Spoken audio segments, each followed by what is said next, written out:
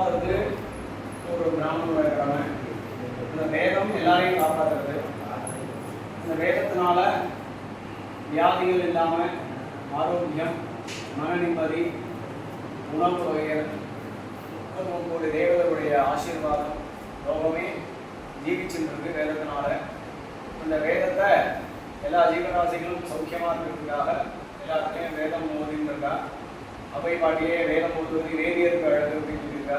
அப்படி நமக்கு தான் அந்த ஒரு பாக்கியம் பகவான் நமக்கு கொடுத்துருக்கா. இந்த மகாபிரிவா ஸ்ரீபிரிவா எல்லாருமே சேர்ந்து இந்த வேதத்தை அபிவிருத்தி பண்ணணும். அதுக்கு வழியெல்லாம் குருமாரெல்லாம் நமக்கு சொல்லி கொடுத்துருக்கா. அவள் சொன்ன வழியில் நம்ம போயிட்டு இருக்கோம். அதுக்கு இப்போ வேத வித்யார்த்தி பரிபாலனா ட்ரஸ்ட் அப்படிங்கிற ஒரு தர்ம காரியத்தில் சின்னதாக நம்ம இயங்கிட்டு இருக்கோம். நமக்கு பெரியவாலாம் வேத வித்துக்கள்லாம் அவெல்லாம் வந்து வழி நடத்திட்டு இருக்கா.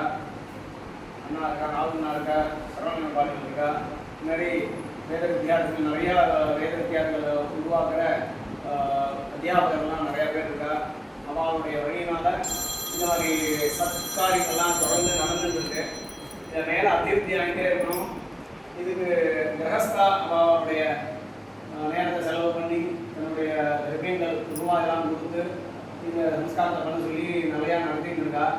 அதில் இந்த தடவை மகாபரிவா ஜெயந்தி எதுவுமா இப்போ நம்ம ஆரம்பிச்சிருக்கோம். இது ஒவ்வொரு ஆதிலையும் இந்த பரீட்சையானது நடக்க போகுது. இன்னும் ஒரு 6 மாதம் வரையிலும் ஒவ்வொரு மாதத்துக்கு நான் பண்ணுறேன்னு சொல்லி இந்த கிரகஸ்தாலாம் ஒத்துட்டு இருக்கா. இதெல்லாம் வந்து விரிவா பண்ணுற தபசினால இது ஒரு பாக்கியம் கிடைச்சிருக்கு. இதை தொடர்ந்து இன்னும் ஒவ்வொரு மாதத்துக்கு ஒரு பரீட்சை வைக்கலாம்னு முடிவு பண்ணியிருக்கோம்.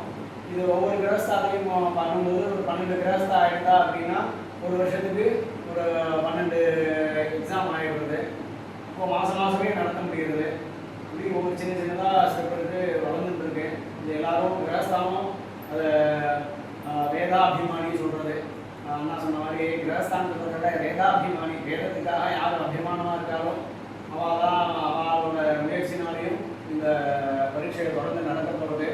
அதுக்கு அண்ணாதான் வந்து தலைமை தாங்கி ஒவ்வொரு பரீட்சையும் முன்னாடி இந்த குழந்தை சொல்கிறதுக்கு தகுதி உள்ளவனா அப்படிங்கிறத இன்டர்னல் எக்ஸாம் மாதிரி அண்ணா வந்து பரீட்சை எடுத்து அதுக்கு ஒரு நேரம் சிரமப்பட்டு அதுக்கப்புறம் தான் இந்த பரீட்சைக்கு அதிகாரியாக வந்து அண்ணா நடத்தி கொடுக்குறார்.